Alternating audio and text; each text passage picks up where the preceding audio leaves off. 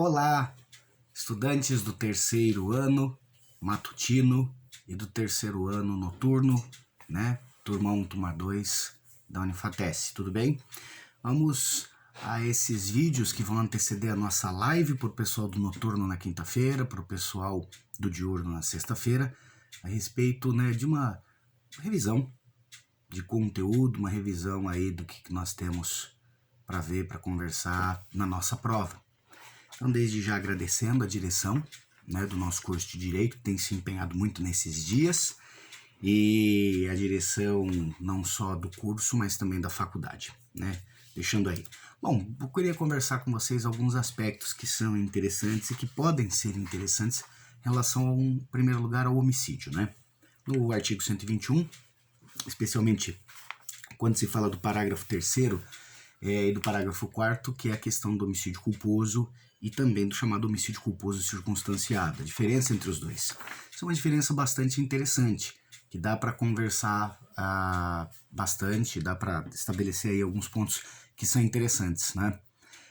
Em primeiro lugar, quando se fala do homicídio culposo, no parágrafo 3º do 121. O parágrafo 3º ele não apresenta quase nenhuma novidade, a não ser exatamente que trata-se de homicídio culposo a partir do momento em que o agente ele não presta devida atenção a cuidado objetivo, por exemplo, de que ele pode, em virtude do convívio social, em virtude de alguma circunstância de convivência, não é?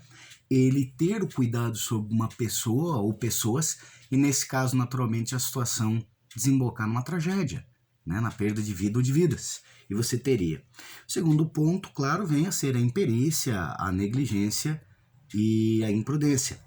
Então, lembrando que a imprudência basicamente é agir com pouco senso de medo, com pouco cuidado, quer dizer, é ser descuidado, praticar um fato perigoso, mas não de uma maneira muito irresponsável, mas apenas um fato que gere um perigo e que naquele momento não deveria se fazer.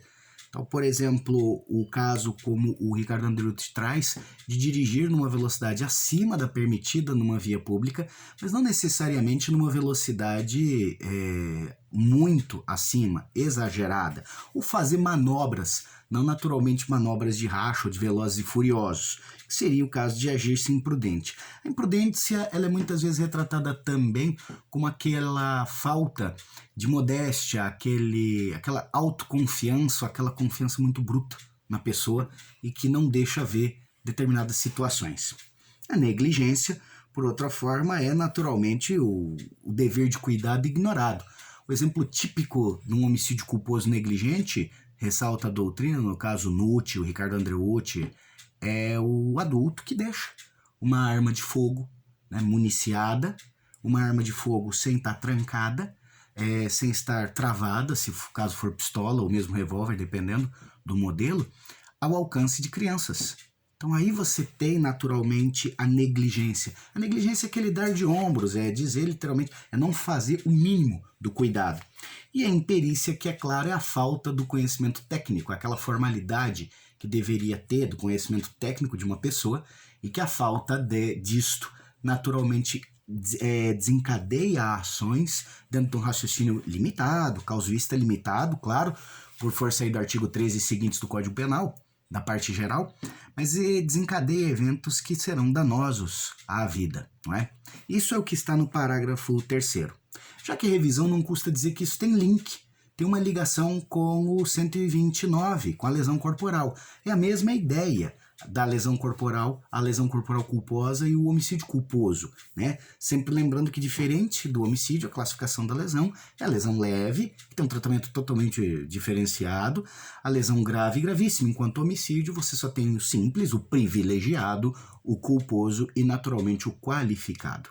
Então você vai ter apenas essas distinções que são interessantes entre os tipos penais, já que a gente está só batendo papo, revisando.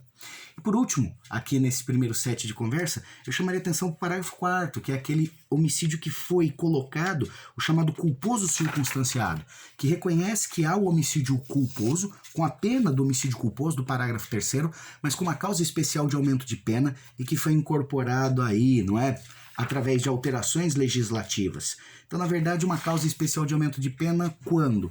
Quando, de fato, o homicídio, neste caso, culposo circunstanciado, for praticado por uma pessoa não negligente ou imprudente, e certamente nunca, jamais imperito, mas por uma pessoa que tenha a regra técnica, que tenha domínio técnico de conteúdo e que mesmo assim, não observando deveres de cuidado na sua regra básica de profissão, de arte, de ofício, no fim das contas acaba provocando um evento ferindo pessoa.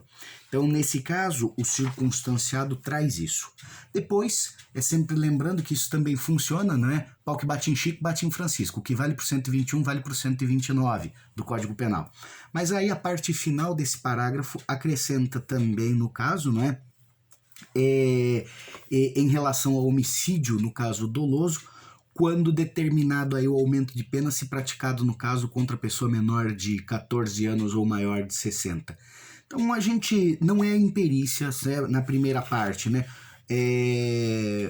Por exemplo, o médico, né, nesse parágrafo 3º, o médico que não providencia a esterilização dos instrumentos num procedimento cirúrgico. E aí, no final das contas, por conta dessa não observância, né, da asepsia, provoca uma infecção que desencadeia uma reação em cadeia, claro que leva à falência múltipla de órgãos e ao óbito do paciente, do seu paciente. Aí você tem naturalmente a inobservância de regra técnica, neste caso, enquanto homicídio culposo circunstanciado. E quando se coloca a hipótese do aumento de pena também, não é, no homicídio culposo, quando é colocado sobre a prestação de assistência à vítima. Sempre lembrando que aí cabe tese de inexigibilidade de conduta diversa ou questionar, porque se a pessoa se envolve num acidente que causa um homicídio culposo, não presta assistência à vítima, quem foi atingido, por conta de uma revolta das pessoas que iriam ali pegá-lo, quer dizer, em defesa da própria vida deve fugir, aí você discute a incidência ou não desse parágrafo 4º. Beleza? Esses são pontos. Quanto ao homicídio, para encerrar, claro, o maior deles, o que dá um trabalho danado, é o homicídio qualificado.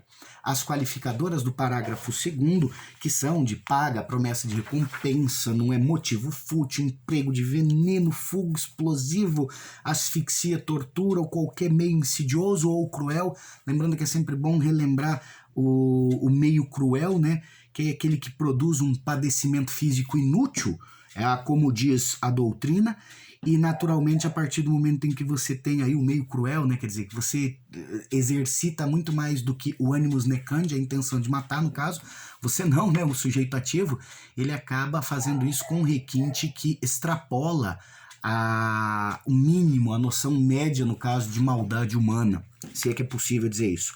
Tem a questão da traição e da emboscada, assegurar a execução, ou a impunidade ou vantagem de um outro crime, a famosa queima de arquivo, tá ali, é preciso sempre ressaltá-la, não é?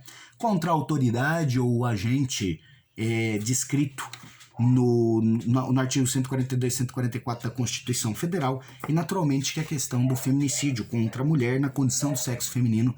Lembrando que a gente em sala de aula, nas primeiras semanas, na aula 1 e aula 2, a gente conversou a respeito disso, sobretudo da questão de mulher, né, de ser mulher. Outro ponto interessante é o parágrafo 5º do homicídio, nesse caso culposo, como um acréscimo, né, o 3, o 4 e o 5, o parágrafo 5º nesse caso, quando fala da possibilidade do perdão judicial. Sempre lembrando que não é um perdão judicial vulgarizado, tipo, ele atingiu um homicídio culposo contra um parente próximo, contra alguém. Não é exatamente assim a extensão. Tem que ser avaliado naturalmente se, em primeiro lugar, se aquilo que aconteceu também atingiu ao sujeito ativo de uma forma tão traumatizante, de uma forma tão grave, que evidentemente faz com que a punição perca um pouco do sentido, perca um pouco da razão de ser, não é? Em virtude de que não haveria aí, estaria comprometido uma ideia de prevenção especial, quer dizer, de ideia correcional, corretiva ou pedagógica da pena, tá certo? Então essas são as considerações que eu tenho. A revisão já está postada no Drive, vocês podem dar uma olhada nas questões ABCDE ali, e a gente se encontra na live de quinta-feira. Mas antes disso, claro, há um segundo vídeo, com uma segunda conversa sobre alguns crimes que eu quero ter com vocês, tá bom? Mas aí a gente conversa daqui a pouco, certo? Até lá!